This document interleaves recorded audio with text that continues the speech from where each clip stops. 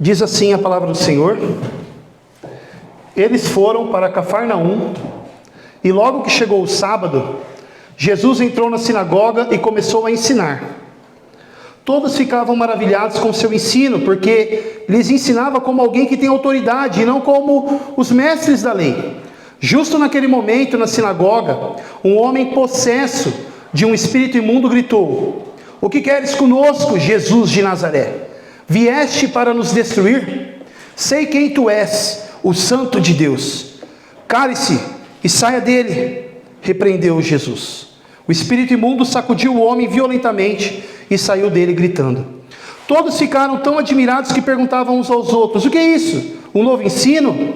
E com autoridade, até os espíritos imundos, ele dá ordens e eles lhe obedecem. As notícias a seu respeito se espalharam rapidamente por toda a região da Galileia.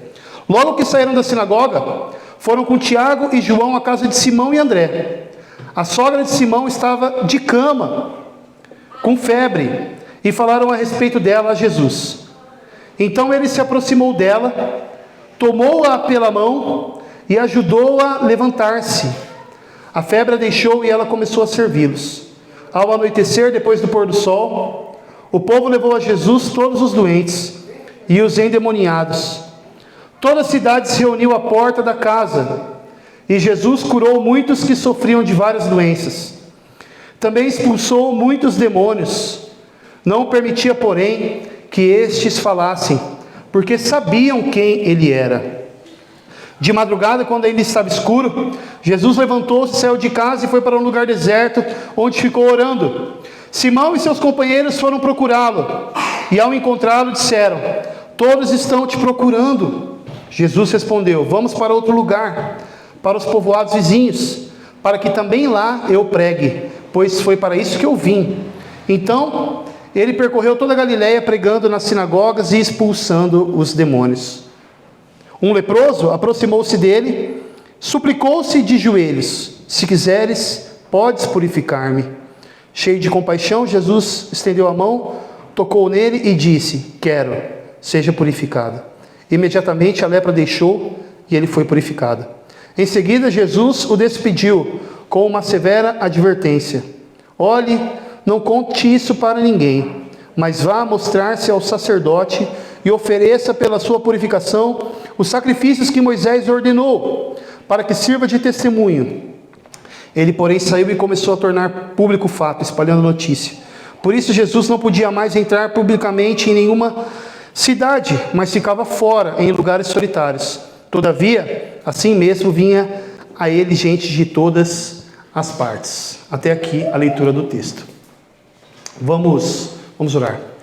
Senhor Deus, amado Pai, em nome de Cristo Jesus, ó Deus, pedimos que o Senhor venha nos iluminar com o Espírito Santo do Senhor, ó Deus, para que possamos, ó Deus, não simplesmente compreender intelectualmente, ó Deus, a Tua Palavra, mas que ela venha atingir o nosso coração, Senhor Deus. Usa-me, Senhor Deus, para que possa comunicar com clareza ao Teu povo a Tua Palavra, ó Deus. E é no nome de Jesus que oramos. Amém e amém.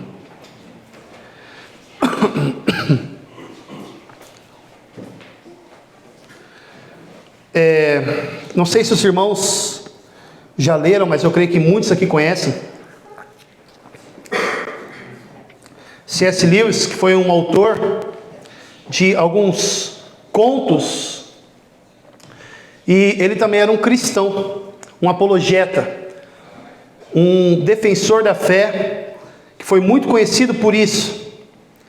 E C.S. Lewis, ele vai dizer que, olhando para as afirmações de Cristo no Novo Testamento, há 3 hipóteses para aquele que está recebendo a palavra. Primeiramente, considerar Cristo um mentiroso. Considerar Cristo um mentiroso. Sendo assim, se fosse um mentiroso querendo ser Deus, estaria agindo como o próprio Satanás. Segunda opção é se ele fosse um lunático. Se ele acreditasse de fato naquilo que ele prega, mas na verdade fosse um lunático. Não sei se vocês já viram, veio na mente agora, não sei se vocês já viram um cara na internet, Baguncinha, o Baguncinha da SWAT. Tipo aquele lá. Mike Baguncinha. Claro, ele tá zoando, né? Mas quem sabe tem pessoas daquele modo, né? Que pensam que são agentes da SWAT. Então, ou mentiroso ou um lunático. Ou a última opção é verdadeiramente o Filho de Deus, o Santo Deus encarnado. E qual que é o ponto disso? Ou é uma dessas duas primeiras opções ou a terceira. Não tem como fazer como aqueles do evangelho progressista, do evangelho social, dizerem que Cristo era apenas um mestre, um bom mestre. Isso se eles levarem a Bíblia como autoridade.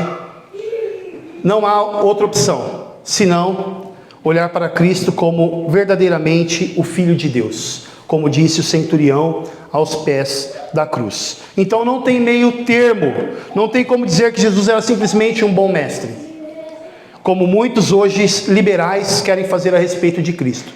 E os liberais, eles tiram de cena todos os milagres, toda a transcendência, e colocam Cristo apenas como um bom mestre, uma pessoa que lutou pelos direitos e morreu como um exemplo para nós de alguém que luta contra as injustiças, mas não alguém que morreu na cruz propiciando a Deus, a nós, pelos nossos pecados. Ô Claudinho, pode falar que ele não atrapalha não, pode falar para ele. Ah, tá.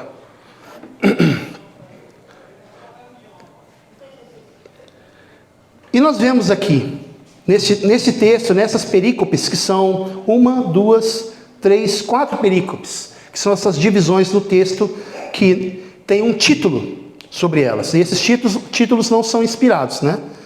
Não estão no texto original, mas é simplesmente para nos orientar a respeito da passagem.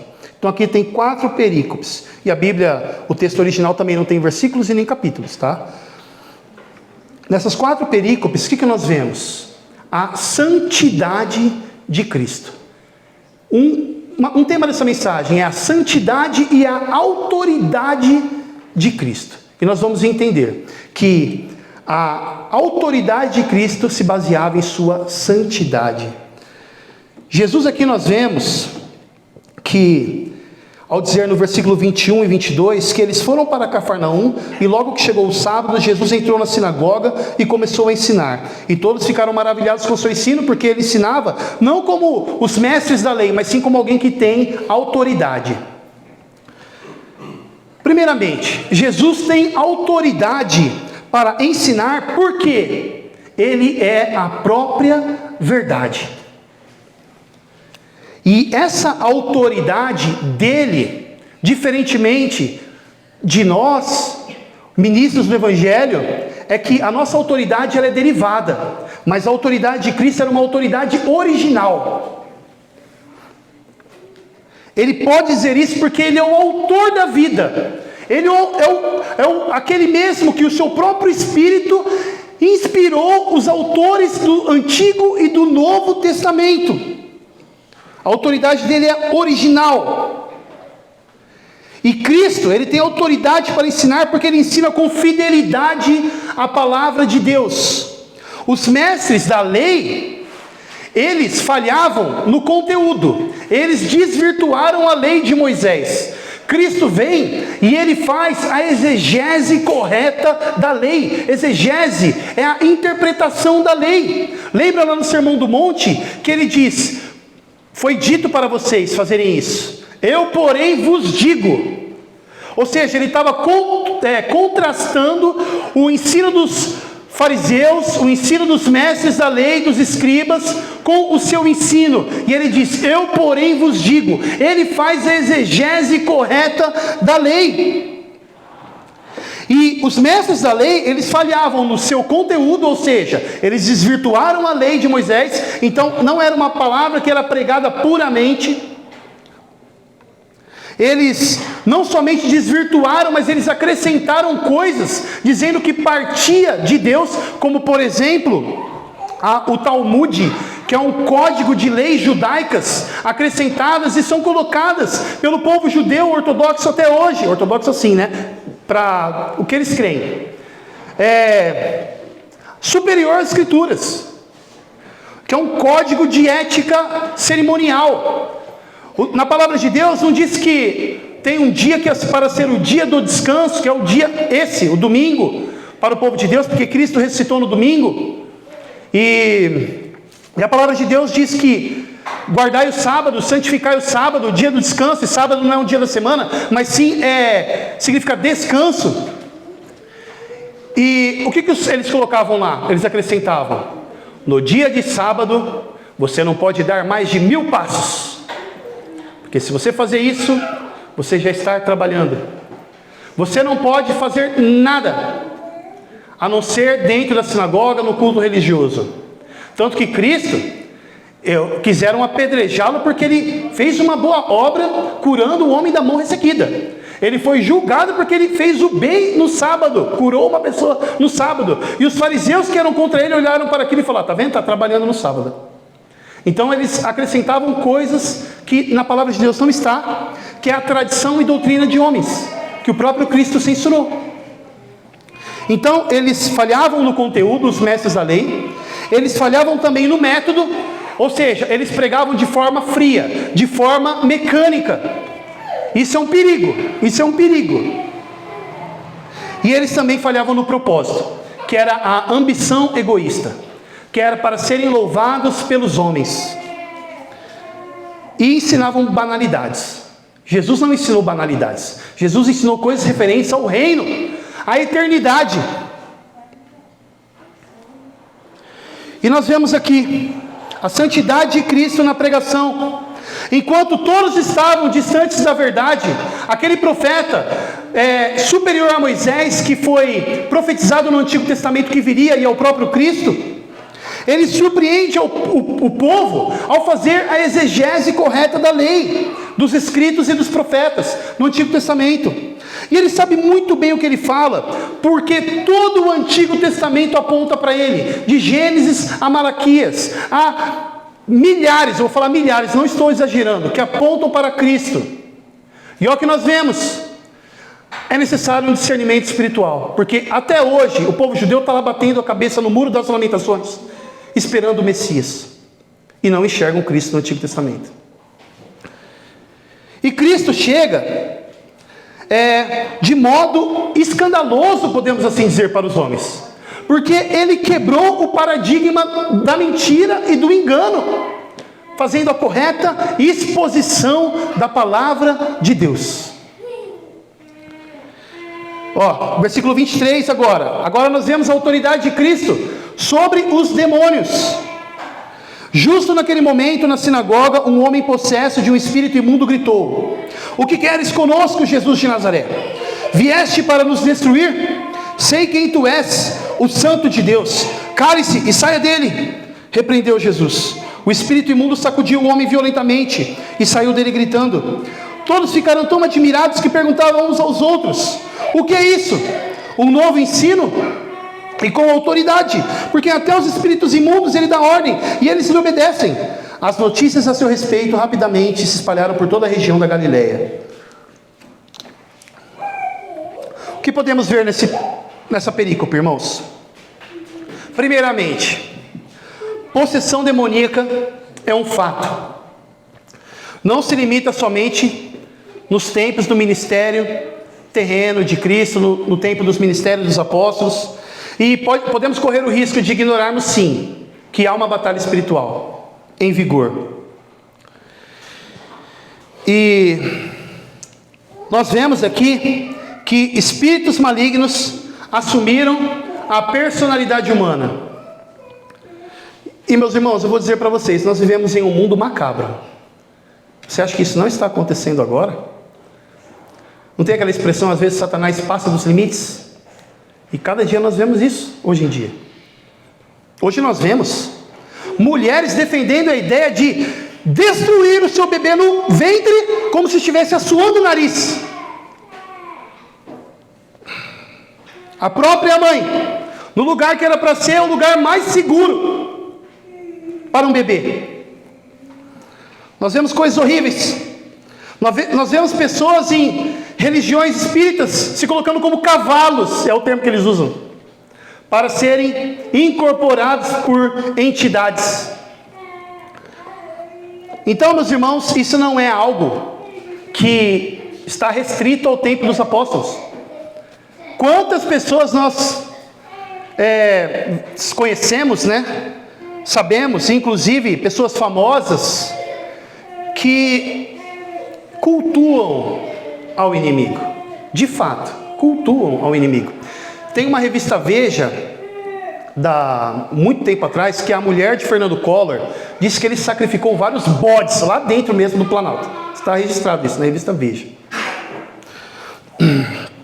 Então, meus irmãos, nós vemos aqui o diabo em ação, Satanás e seus demônios. E o interessante aqui, isso é uma ironia, eles sabem quem é Jesus, enquanto os mestres da lei não sabiam. Enquanto os próprios discípulos que tinham chamado, estavam no início do ministério de Cristo, não reconheceram ainda Cristo. Mais para frente, Pedro vai querer repreender Cristo quando Cristo fala que deveria ir para a cruz. Então, os próprios discípulos ainda também não reconheciam Cristo claramente, mas os demônios sim. E ele diz, os demônios, né? Ou o demônio, enfim, bem sei quem és. Eles confessaram verdades. Eles confessaram verdades aqui a respeito de Cristo. Porém, sem amor. Bem sei quem és, o Santo de Deus. Eles confessaram, aqui, se nós formos ver, a humanidade de Cristo. Eles disseram, Jesus o Nazareno. Confessaram também a sua divindade. Disseram que Jesus é o Santo de Deus. E Santo de Deus, que significa, a palavra santo, significa separado. Nós somos chamados para sermos santos, ou seja, separados deste mundo de trevas, que está lá em Colossenses, do império das trevas para o reino de Deus. Isso que significa ser separado, mas a santidade de Cristo, a separação dele é diferente da nossa. Cristo é totalmente outro. Eu gosto dessa expressão, totalmente outro. Porque, vou dizer para vocês, só duas divisões, só uma divisão. O Criador e a criatura, ou a criação. Tudo que não é o Criador é criatura. Por isso faz o Criador ser totalmente outro. Nada o contém, nada o aprisiona. Ele é infinito. Nós nem compreendemos o infinito. Como que nós vamos entender? Nós que somos criaturas do espaço e do tempo. Como vamos compreender o infinito? Como que vamos compreender a eternidade? Nunca tem início, nunca tem fim. Ele é totalmente outro. Isso que significa a santidade de Cristo. Jesus ser santo. Esta é uma declaração de divindade de Cristo por parte dos demônios. E essa é a única vez que Jesus é descrito com essas palavras no Novo Testamento. O Santo de Deus. E foi reconhecido justamente pelos demônios. E eu creio, meus irmãos, eu creio, porque, não sei, mas aparentemente pode ser, né? Porque, olhando para os textos, nós vemos que quando Cristo está em determinado lugar e há um endemoniado, ele chega até Cristo e se prostra diante de Cristo. É como se fosse algo incontrolável, ele não aguenta diante da santidade de Cristo. Me faz lembrar daquele versículo em Filipenses. Toda língua confessará, todo joelho se dobrará. O que acontece quando os demônios se encontram com Cristo? Eles caem prostrados e confessam a Cristo como Santo de Deus, porém sem amor. E essa é uma grande diferença, né? Porque conhecimento somente intelectual não basta. Tiago vai dizer, você crê em Deus? Muito bem, os demônios também creem, e eles tremem. Pelo menos eles tremem. E muitas das vezes nós estudamos a palavra de Deus sem nenhuma reverência. Sem nenhuma reverência. Pelo menos eles tremem. Eles confessaram que Jesus é o Rei conquistador, libertador, vencedor, ao dizer: vieste para nos destruir. Eles sabem que o momento deles está contado. E Jesus diz: cale-se e saia dele. Repreendeu Jesus. O espírito imundo sacudiu o homem violentamente e saiu dele gritando. Literalmente significa, esse cálice, seja amordaçado. E embora o demônio saiu gritando do homem, né, nós vemos que ele não retrucou com nenhuma palavra. Realmente ele foi amordaçado. O que nós vemos aqui? Que muitos deveriam aprender com isso. Jesus não faz guerra de palavras com o enganador. Jesus não fica discutindo com Satanás. Simplesmente cale-se. E muitos aí hoje em dia querem dar microfone para o diabo. Próprio texto lá na epístola de Judas, não Judas Iscariotes, tá? O outro Judas. Vai dizer que Miguel, o anjo Miguel, o arcanjo Miguel, disse para Satanás: o Senhor te repreenda. Acabou a conversa. Não teve conversa, não teve diálogo. E do mesmo modo, irmãos, devemos repreender, sabe quem? Satanás, mas sabe quem mais? O nosso coração enganoso. Com o está escrito. Lembra lá na tentação do deserto? Quando Cristo foi tentado por Satanás, e Satanás até mesmo desvirtuou a palavra de Deus, Salmo 91. Satanás citou o Salmo 91, dizendo: jogue-se daqui, porque não está escrito que os anjos de Deus te protegerão. E Jesus diz: está escrito, não tentarás o Senhor teu Deus. Ele respondeu com a palavra de Deus, o está escrito. E muitas das vezes nosso coração enganoso quer nos levar aos nossos apetites carnais, e nós devemos responder com o está escrito. Devemos olhar para algo que é infinitamente superior do que aquele prazer ilusório e enganoso do pecado, que nós muitas das vezes ficamos acariciando, cuidando, alimentando, nossa jiboia de estimação, que uma hora vai crescer e vai nos destruir. Irmãos, eu vou falar algo para vocês. Essa semana o irmão mandou para mim um trecho de uma igreja aqui perto, onde tinha um pastor, aqueles pastor coach, fazedor de piadas, dizendo assim, que um irmão da igreja, uma pessoa da igreja, esse talvez seja crente, falou assim: pastor, eu quero ir logo com Cristo. Quero que Cristo volte. Quero estar com Cristo. Quero que Cristo volte logo. E ele contando e as pessoas aplaudindo. Ele falou assim: você quer? Então morre, irmão. O cara falou: então morre. Porque eu tenho um monte de coisa boa para fazer. Ele falou assim: eu tenho um monte de coisa legal para fazer. Então se você quer, morre. E a galera rindo e batendo palma. Ele falou algo que é contrário ao que todos os cristãos ao longo da história desejaram, que é ter um encontro com Cristo, que é o que Paulo diz: Maranata, vem Senhor Jesus, vem logo Senhor Jesus. Cara, isso foi satânico. Então nós vemos que as coisas não andam nada bem. Há muitos ministros de língua bifurcada, como vai lá dizer, repreender Gandalf, eu esqueci lá no Senhor dos Anéis, chama o carinha lá de língua bifurcada, língua de cobra. Há muitos ministros de língua bifurcada. E o que nós vemos nessa perícope? A santidade de Cristo e a sua autoridade. Os demônios, eles confessaram: bem sei quem és. E eles também se submeteram a uma ordem súbita, tanto que deixou o povo impressionado ao dizerem: o que é isso? Um novo ensino? E com autoridade. O povo estava acostumado com o falso ensino. Eu imagino, irmãos, muitos ouvintes ouvindo, sendo confrontados pela verdade, mas ainda assim com o coração endurecido, suprimindo a verdade, como vai dizer o apóstolo Paulo lá em Romanos, né? Que as pessoas suprimem a verdade, quer abafar a verdade com a injustiça. Tipo assim, meio assim, não muito satisfeitos, alguns dando atenção, como sempre, né? Como sempre valorizando, outros simplesmente se contorcendo por dentro com o ensino de Cristo aqui na sinagoga.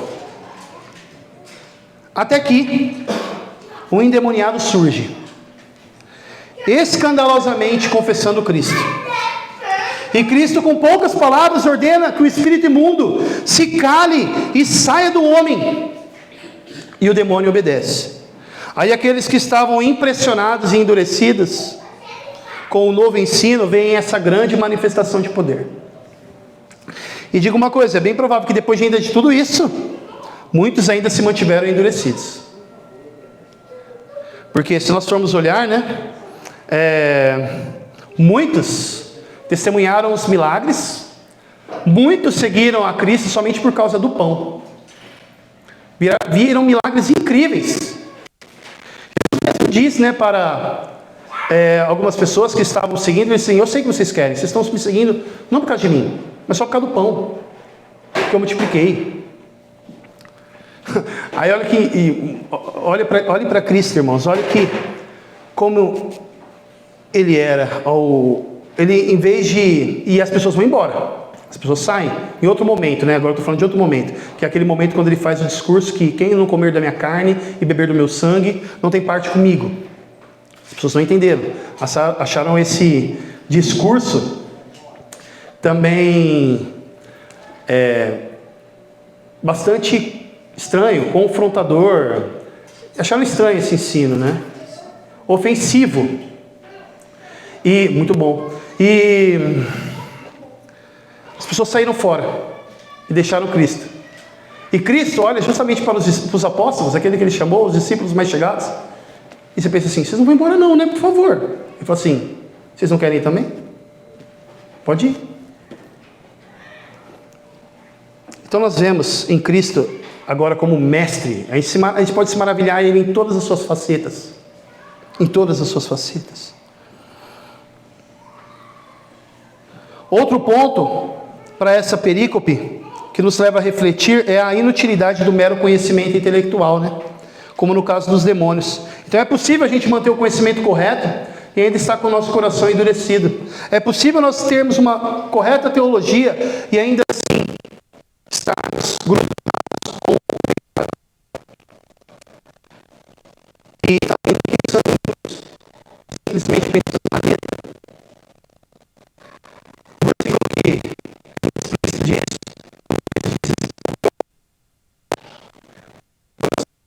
está distante. Então, meus irmãos, deve ser de coração, mas também de cabeça, porque Deus nos deu faculdades cognitivas ao sermos criados à sua imagem. Por isso que o Senhor diz que devemos o buscar em sua palavra. E ao fazermos isso, há em nós o que Deus deseja para nós, que é o conhecimento de Deus, para que tenhamos uma correta comunhão com Ele. Vemos também aqui, agora, a autoridade sobre os endemoniados e sobre os enfermos. Versículo 29. Logo que saíram da sinagoga, foram com Tiago e João à casa de Simão e André. A sogra de Simão estava de cama, com febre, e falaram a respeito dela a Jesus. Então ele se aproximou dela, tomou-a pela mão e ajudou-a a levantar-se. A febre a deixou e ela começou a servi-los. Ao anoitecer, depois do pôr do sol, o povo levou a Jesus todos os doentes e os endemoniados. Toda a cidade se reuniu à porta da casa. E Jesus curou muitos que sofriam de várias doenças. Também expulsou muitos demônios, não permitia, porém, que estes falassem, porque sabiam quem ele era, quem Jesus era. O que nós podemos ver aqui, irmãos, nessa perícope? Alguns pontos importantes. Nós vemos que Jesus, ele pregou na sinagoga, no dia do sábado, o dia do descanso, dia do culto, e ele também nesse dia, que era o seu dia do descanso, ele se colocou em disposição para socorrer os aflitos. Pronto para socorrer. Isso nós vamos ver, ele ficou o dia inteiro fazendo isso. o dia inteiro. Jesus estava pronto para socorrer. E os discípulos, aqui quando fala Simão, está se referindo a Pedro, ele está pronto para levar os seus problemas a Jesus. Nós vemos que os crentes, muitas das vezes, não buscam a Deus, né? Se esquecem de Deus. Até aquela frase que nós já ouvimos, que quando estamos na prosperidade, isso nós vemos no Antigo Testamento, né? No caso de Israel. Quando eles estavam na prosperidade, eles se esqueciam de Deus. E por isso que às vezes a prosperidade é um perigo. As riquezas é um perigo. As pessoas fazem de Deus, do dinheiro, seu Deus. A prosperidade, seu Deus. Se esquecem de Deus na prosperidade. E quando estão em momentos de aflição, buscam a Deus. Nos momentos difíceis, né? Mas ainda tem um agravante aí. Nos momentos difíceis, nos momentos de aflição, acontece que muitas das vezes nós buscamos em outros recursos, em todos os recursos, para depois sim irmos até Deus. Isso é uma grande insensatez. É um ateísmo prático. É um ateísmo prático. A gente tem diante de nós aquele que nós sabemos, pelo menos cognitivamente, que não é somente o Criador, mas também é o sustentador, é o bom pastor, e muitas das vezes nós não nos achegamos a Ele, seja para confessar os nossos pecados e sermos purificados de toda injustiça, e assim sermos curados, como diz a palavra de Deus, mas nós preferimos caminhar em trevas espirituais, buscar auxílio na psicologia humanista.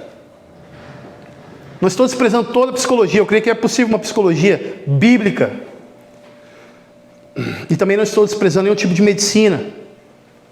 Mas as pessoas buscam em outras coisas e deixam Deus por último, só quando a corda aperta mesmo. E mesmo depois de tudo isso, Deus ainda se volta para nós de modo compassivo e vai em direção ao pedido de Pedro. A sogra de Pedro estava com febre. No evangelho escrito por Lucas, ao narrar essa passagem, ele vai dizer que a sogra de Pedro estava com alta febre. Provavelmente por Lucas ser um médico, né? Ele deu esse detalhe mais acurado. E isso nos mostra que não era uma simples febre como nós temos hoje em dia. Para nós, né, muitas das febres são só simples febres. Porque nós temos os nossos medicamentos, que naquela época não existia. Hoje nós temos algo que se chama antibiótico, que salva muita gente, e naquela época não tinha. E você acha que a expectativa de vida naquele tempo era alta como é hoje? 70, 80, 90 anos? Não. A morte em pessoas novas era algo bastante comum. Estudiosos, meus irmãos, vão dizer que havia várias doenças no tempo aqui do texto. E uma que levava pessoas a óbito e que causava febre, bastante comum, era a malária. Então não era uma febrezinha igual nós temos. Era uma febre tipo aquela febre da selva. E Jesus, ele chega nessa mulher acamada. Uma coisa importante, irmãos, quando nós estamos lendo o Evangelho, a gente tem que imaginar isso. A gente tem que usar a nossa imaginação. A gente tem que buscar visualizar o texto. Eu imagino a sogra de Pedro de cama, delirando, suando, de febre, moribunda, sem esperança de se levantar sozinha. E Jesus chega nessa mulher acamada, pega ela pela mão e ela imediatamente retorna à saúde e se levanta.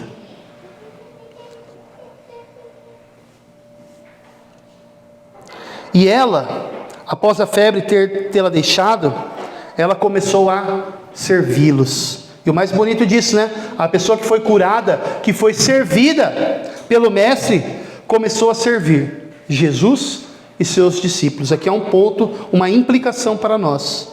Que se somos chamados de cristãos, que significa pequeno Cristo, e a primeira vez que os discípulos foram chamados de cristãos, foram no sentido pejorativo, porque cristão significa um pequeno Cristo, olha lá os cristãozinhos. E hoje nós temos isso como título de honra. Antes eram chamados os seguidores do caminho. E Cristo, Ele é o servo sofredor. Ele veio para servir e dar a sua vida em resgate em favor de muitos. A palavra diz que Ele não veio para ser servido, mas para servir. E se somos pequenos cristos, temos que ter isso em mente. Como eu posso servir a Deus? Não somente aqui na igreja, no mundo, em todo lugar, na família, em todo lugar. E eu creio, meus irmãos, que é muito provável que essa sogra de Pedro se tornou uma discípula de Cristo. Estava reunida com aqueles 120 no cenáculo, no quarto, quando o Espírito Santo desceu sobre os cristãos em Pentecostes. Continuando, versículo 32. Ao anoitecer, depois do pôr do sol, o povo levou a Jesus todos os doentes e os endemoniados. Toda a cidade se reuniu à porta da casa, e Jesus curou muitos dos que sofriam de várias doenças. Também expulsou muitos demônios. Não permitia, porém, que eles falassem, porque ninguém sabia quem ele era. Então Jesus ficou o dia inteiro servindo. E como homem, filho de mulher, porém sem pecado, ele se cansava, assim como nós. E as pessoas que foram levadas a Cristo para serem curadas, elas foram literalmente carregadas. Eram como se fosse fardos sendo levados para Cristo, porque uma pessoa paralítica, ela era deixada às margens da sociedade. Ainda mais nesse período onde os romanos não tinham afeição nenhuma pelas pessoas, eles viviam no Império Romano. E ainda mais os judeus, desvirtuando a palavra de Deus, consideravam alguém que tinha uma enfermidade amaldiçoado por Deus. Então a pessoa, ela não tinha esperança alguma. E elas foram carregadas para Cristo. E do mesmo modo, irmãos, pensando na cura das almas, das pessoas, se nós não as levarmos para Cristo, elas perecerão. Isso significa que, ou melhor dizendo, não significa que todos haverão de receber Jesus como Senhor e Salvador, Como eu bem disse, muitos seguiram a Cristo somente por causa dos milagres. Porque uma coisa, na verdade as duas coisas é escandaloso por orgulho humano, que é você reconhecer a necessidade de um Salvador. Isso você reconhece que você é pecador e perdido. Isso já humilha totalmente o ego humano. Por isso que um dos pilares da nossa fé, salvação pela graça, mostra que nós não temos poder nenhum para nos salvar. E isso humilha o ego humano. Porque quantas religiões hoje em dia querem merecer? Merecer. Na verdade, todas são assim. Todas. Todas são, faça isso, faça isso, faça isso, e Deus te aceitará. O Evangelho é totalmente diferente. O Evangelho é Cristo fez por nós. Cristo fez por nós. E agora, com base no que Ele fez por nós, vivemos uma vida transformada, diferente, com a gratidão como combustível para agirmos. E não o temor egoísta, o medo, mas sim a gratidão. E Jesus curou muita gente, expulsou muitos demônios. Imaginem quantas? Não sabemos, mas eu creio que foram muitas pessoas. E Jesus, nós vemos aqui no texto, que não permitiu que os demônios falassem. Olha aqui a estratégia de Satanás. Olha a estratégia de Satanás. Embora tenha aquele lance que eu acabei de falar, que eu creio que eles não se seguravam diante de Cristo. Pode ser que sim, Porque vários textos demonstram isso, que eles chegam até Cristo prostrados e confessando. Mas olha que estratégia aqui. Ao invés de eles ficarem quietos e não fazerem essa confissão de que Cristo é o Santo de Deus, ao invés de eles ficarem quietos e não darem holofote para o Messias que chegou, eles queriam proclamar o ministério de Cristo. Eles queriam proclamar quem Cristo é. Com qual objetivo? Cristo recebesse holofotes e seu ministério fosse desestabilizado. Por Por isso que Cristo mandava eles se calarem e ficarem quietos. Por isso que também Cristo falava para as pessoas: não contem isso para ninguém. Sim, claro, aquela questão do segredo messiânico, não era o momento de ser revelado determinadas coisas. Mas sim, tem esse objetivo, né? Porque Jesus, ele não queria holofotes. Ele não era motivado também pela vaidade, mas sim pelo amor. E nós vemos aqui nesse texto também que Cristo, ele veio para os eleitos de Deus, como vai dizer João, o apóstolo João, veio para desfazer as obras do diabo. Christus Victor, a vitória de Cristo sobre as trevas. E de onde vem todo esse poder? De onde vem toda essa autoridade? Na verdade, autoridade não, na verdade, todo esse poder. Porque a autoridade é intrínseca a Ele. Poder também. Mas o que nós vemos aqui? Que isso tem muito a ver. De madrugada, versículo 35. Quando ainda estava escuro, Jesus levantou-se, saiu de casa e foi para um lugar deserto, onde ficou orando. Simão e seu companheiro foram procurá-lo, e ao encontrá-lo disseram: todos estão te procurando. Jesus respondeu: vamos para outro lugar, para os povoados vizinhos, para que também lá eu pregue. Foi para isso que eu vim. Então ele percorreu toda a Galileia, pregando nas sinagogas e expulsando os demônios. Olha isso, irmãos. Já era noite, de madrugada, Jesus estava cansado, e para onde ele foi? Para um lugar deserto, onde ele ficou orando. E ficou bastante tempo, quem sabe a madrugada inteira, né? Porque vai dizer que todos estavam procurando. Ele ficou bastante tempo ali. E isso era comum, como várias passagens indicam. Estar em comunhão com o Pai. Ele mesmo disse: meu alimento é fazer a vontade do Pai. É isso que me alimenta. E olha, se Jesus, que era imaculado, perfeito, o santo de Deus, e não se apartava da comunhão com o Pai por meio da oração, quanto mais nós, que somos pecadores, miseráveis, cheios de fraquezas, quanto mais nós devemos clamar e nos achegarmos ao trono da graça, pois o véu foi rasgado. Não precisamos mais do sumo sacerdote do Antigo Testamento para fazer mediação entre nós e Deus, mas o caminho foi aberto, só um mediador entre Deus e os homens, Cristo Jesus. Quanto mais nós, e nós muitas das vezes perdemos noção desse incrível privilégio que nós temos, que tem consequências eternas. Tem consequências eternas. E nós muitas vezes não valorizamos isso. O nosso pecado, a nossa carne, o nosso velho homem nos afasta de tão grande benefício.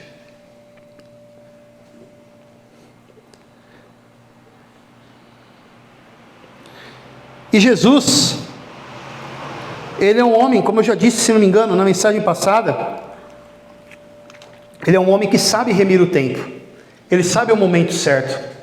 Na verdade, ele é o Senhor do tempo. Ele criou o tempo.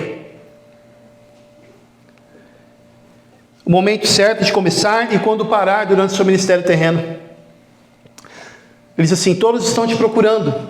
Para quê? Para que ele continue esse ministério de cura, continue com suas curas. Mas ele não cedeu à demanda quando disseram que todos estavam procurando. E eu vou dizer, irmãos, isso não foi falta de amor, porque ele passou o dia todo atendendo as pessoas.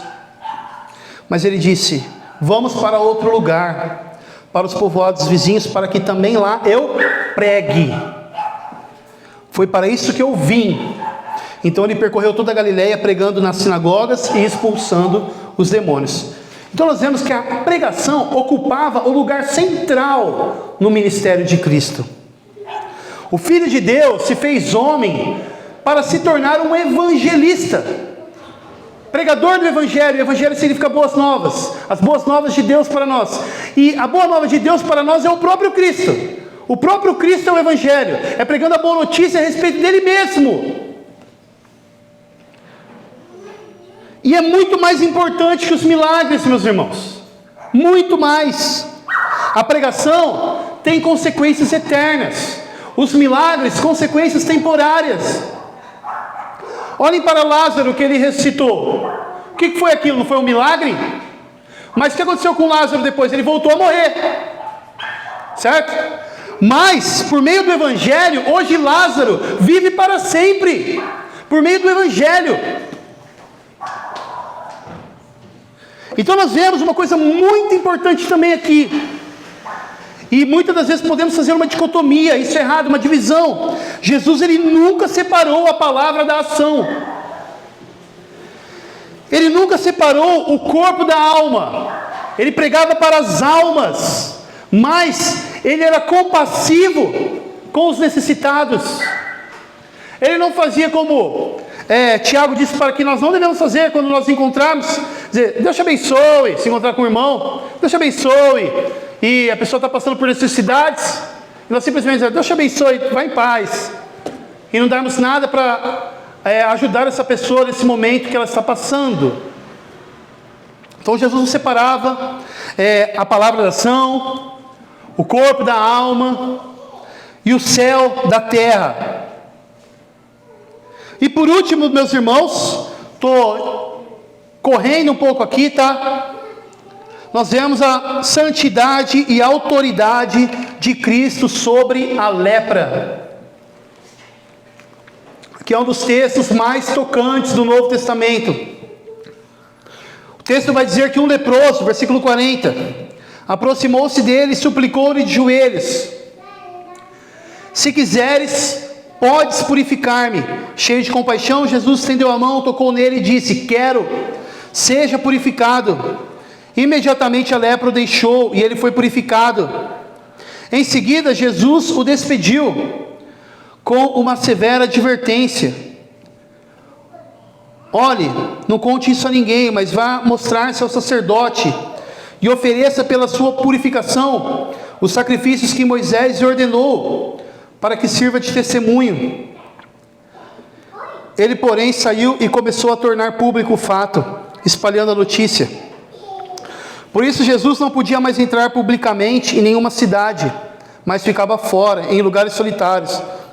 Todavia, assim mesmo vinha a ele gente de todas as partes. Está vendo porque Jesus dizia para as pessoas ficarem em silêncio, não falarem o que Jesus fez por eles?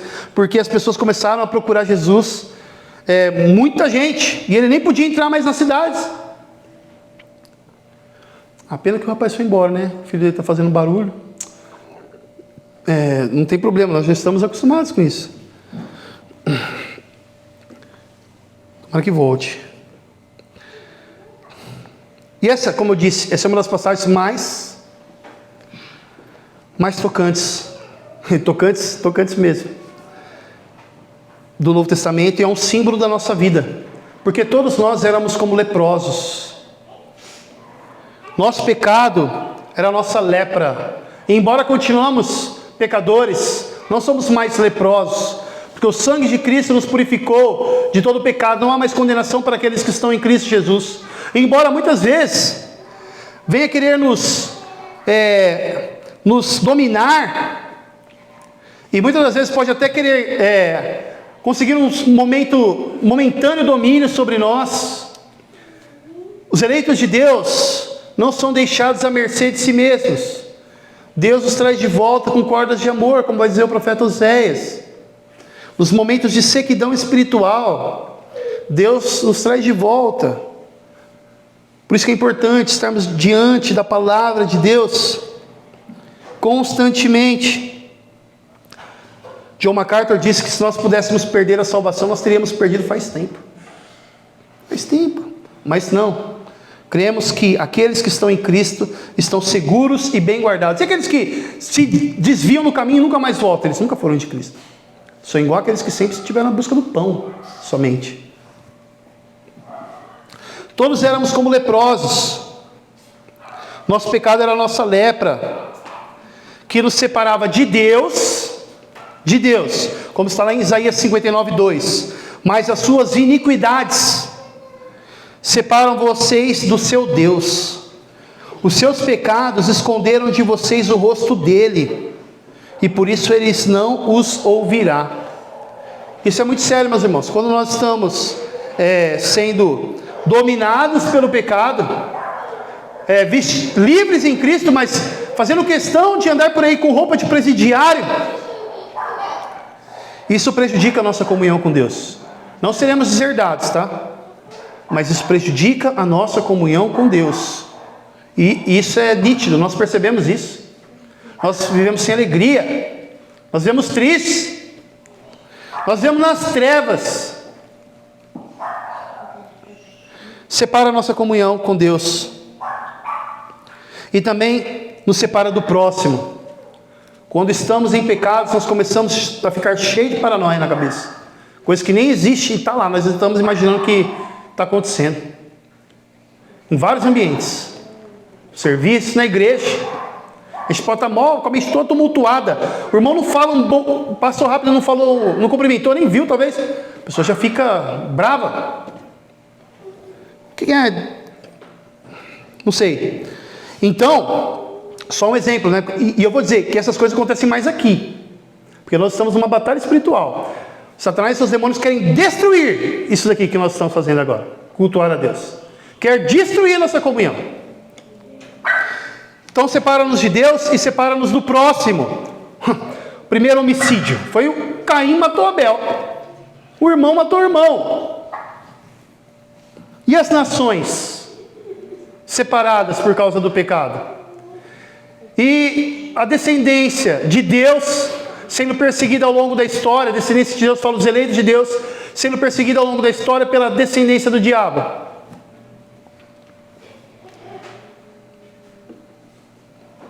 E também nos separa de nós mesmos o pecado, causando em nós uma grave crise existencial. E ficamos que nem cegos em busca do sentido da vida. Graças a Deus nós temos o sentido da vida, como disse semana passada, né? Todos aí estão em busca do sentido da vida. Nós temos o sentido da vida. Sabe o que quer dizer isso? Eu tenho o sentido da vida. Eu tenho o sentido da vida. Eu sei de onde vim, eu sei para onde eu vou. Tem pessoas que estão aí, buscando o sentido da vida. Você pode dizer, meu irmão, você tem o sentido da vida. Eu tenho o sentido da vida. Eu sei de onde eu vim, eu sei para onde eu vou. Sei de onde Deus me tirou. Sei para onde eu vou após a morte.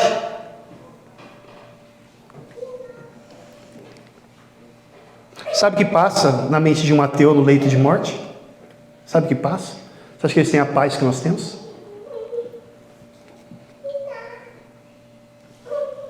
E a lepra, meus irmãos, ela é mais profunda do que a pele. Ela atinge os ossos, o sangue, os órgãos.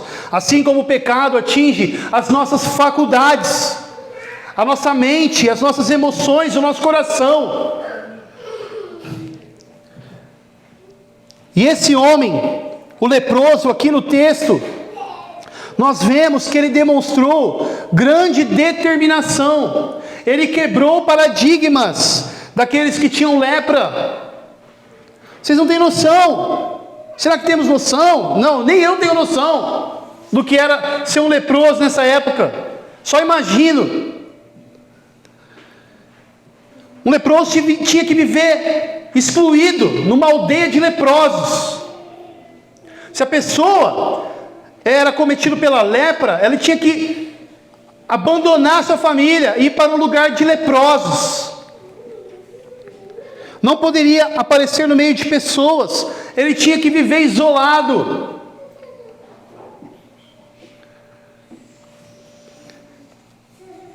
Imaginem, quando esse homem descobriu a lepra do lado da sua esposa, e ela viu, percebeu, olhou os sinais claros de lepra, do início da lepra, e disse: leproso, imundo!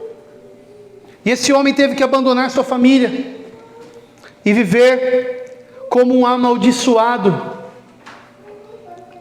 E esse homem furou o bloqueio.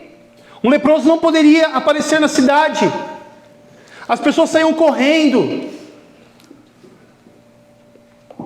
E ele chegou em Cristo com humildade. Ele foi até Cristo. Imaginem as pessoas vendo ele em choque. E ele chegando até Cristo. E ele diz: se quiseres, podes purificar-me. Com humildade. Ele não disse: restitui, quero de volta o que é meu. Né? Muitos crentes cantam isso, né? restitui, o cara já é crente, olha que coisa, o cara já é crente, já tem Cristo, recebeu a salvação. E a pessoa canta isso. Restitui, quero de volta o que é meu. Então toma o inferno. Toma o inferno para você. Quer de volta o que é seu? Toma o inferno. Teve uma certa vez, né, não sei se é verdade isso daí, mas não duvido nada, que a pessoa estava contando numa igreja, né, dessas neopentecostais, o pastor lá chamou os irmãos para contarem a bênção. Aí o irmão falou a bênção, que prosperou lá no serviço, a firma estava boa. Aí chegou uma senhora e falou assim: conta a bênção, irmã. Pastor, eu creio que eu reconheci que eu sou uma pecadora, que eu não reconhecia antes, e confessei os meus pecados a Cristo, criei na obra dele e eu creio que fui salvo por Jesus. Aí ele falou assim: legal, agora conta a bênção. Não duvido disso ter acontecido. Agora conta a bênção, irmã. Tá bom, sabemos de tudo isso, mas agora conta a bênção. E ele fez uma afirmação e não uma pergunta. Se quiseres, podes purificar-me? Foi uma pergunta. Se quiseres, podes purificar-me. E Jesus respondeu: eu quero. Fique limpo. Cristo, ele tocou no leproso. Só de você estar perto de um leproso, só de você estar respirando um ar de um leproso, você poderia pegar a lepra. Cristo, ele tocou no leproso, e algo que a lei proibia, a lei do Antigo Testamento. Claro, por questão de cuidado para o povo de Deus, que o Senhor fez isso, né? Também. Mas a lepra também era um sinal de impureza. E qual é a origem de todas as doenças? É a queda, é a entrada do pecado no mundo. Então, um leproso acometido, é algo bem visível, nítido, essa impureza, algo até didático quando a coisa é visível. Ele não poderia chegar para cultuar o Deus Santo no templo ou no tabernáculo. E era uma questão também lógica, né? Porque as pessoas seriam contaminadas. Não era nem um pouco seguro estar no mesmo ambiente de um leproso. E ele foi, Cristo, e tocou no leproso. Mas olha o que acontece. Ao invés de Jesus ser contaminado com a lepra, é o homem que foi atingido pelo poder de Cristo e foi curado. A impureza não atingiu Cristo, mas a santidade de Cristo tocou naquele homem. O poder de Cristo, a autoridade de Cristo sobre as doenças tocou naquele homem. E assim ele foi curado e chamado de volta ao convívio. Nós fomos chamados de volta ao convívio, meus irmãos.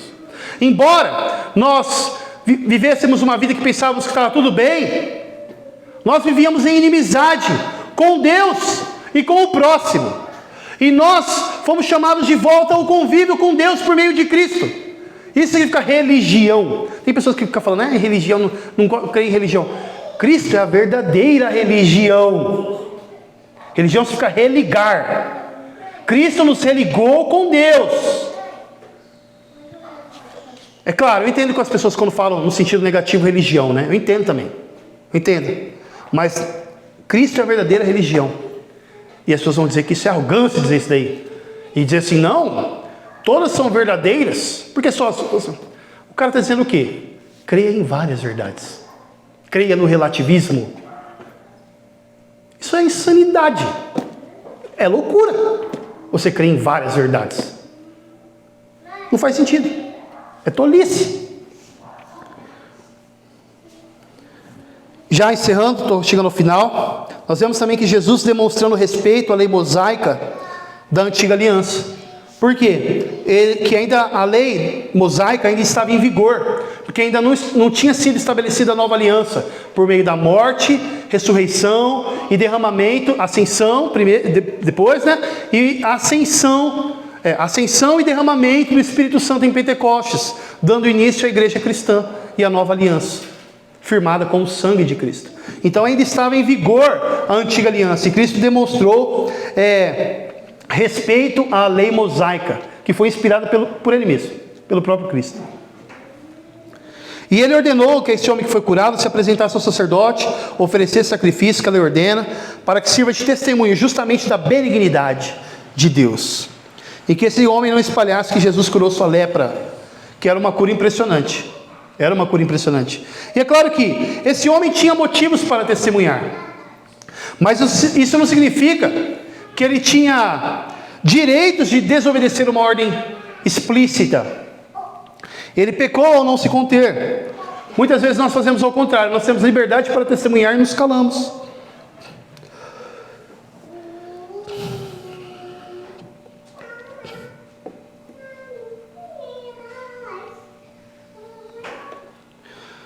E Jesus também, meus irmãos, ele queria ser conhecido como um mensageiro de boas novas.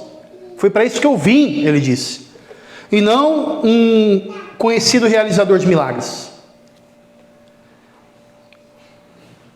E esse evangelho, essas boas novas, só é valioso para nós se nós compreendermos de fato quem Jesus é. Quem Jesus é. Por isso que não há meio termo. Se nós dissermos que Jesus foi somente um bom mestre, primeiramente, descartamos toda a Escritura. E ficamos com o Jesus da nossa imaginação, né? Pessoas quando dizem coisas tipo, eu quero Jesus, e não a Bíblia. Aí você fala, de onde veio isso Jesus? Da onde veio? Da sua imaginação. Seu coração é enganoso. Porque o que nós conhecemos a respeito de Cristo está revelado nas Sagradas Escrituras. Escritos pelos apóstolos que foram escolhidos a dedo por ele. Não a dedo no sentido que eles tinham mérito, mas pela eleição divina sobre aqueles homens. Então não faz sentido também. Então, as pessoas que Cristo era um bom mestre, essas pessoas não têm temor e amor algum a Deus. Nenhum a Deus. Só compreendemos se vermos nele a sua santidade e a sua autoridade. Por quê? Nós vemos que Deus se fez homem para que os homens se tornem filhos de Deus. Jesus Cristo, o Filho de Deus, um com o Pai, um com o Espírito, é outro mistério da nossa fé, a Trindade Santíssima. E como eu já falei várias vezes, né, se Deus não fosse trino, Deus não poderia ser amor, porque ele ia precisar de um objeto para amar e receber o amor desse objeto. Objeto fala pessoa, de um ser. Deus não criou a gente porque ele se sentia solitário. Ele era comunhão em si mesmo. Ele era alegre em si mesmo. Ele nos criou para que compartilhar conosco esse amor. E Cristo, o Alfa e o Ômega, o Todo-Poderoso, ele veio e morreu por nós. O Rei Conquistador, que se fez por amor a nós, servo sofredor. Por isso, meus irmãos, é muito importante nós compreendermos quem é Cristo, para que assim valorizamos o Evangelho, e assim, tendo o Evangelho enraizado em nós, nossa vida é transformada. Nossa vida é transformada. E a grande questão é, vivemos de acordo com essa verdade? Porque se nós não compreendermos a santidade de Cristo, a autoridade de Cristo e seus demais atributos, eu estou citando só 2 na mensagem de hoje, nós não compreenderemos o Evangelho.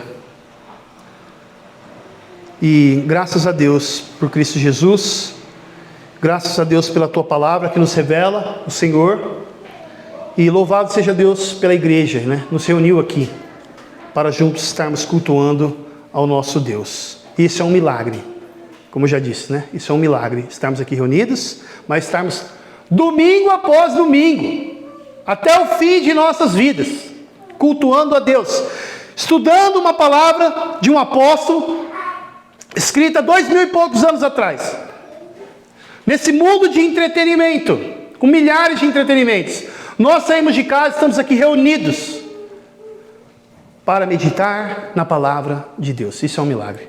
Louvado seja Deus, porque por nós mesmos não desejaríamos isso. E Deus não nos puxou pela orelha contra a nossa vontade. Deus mudou nossos corações.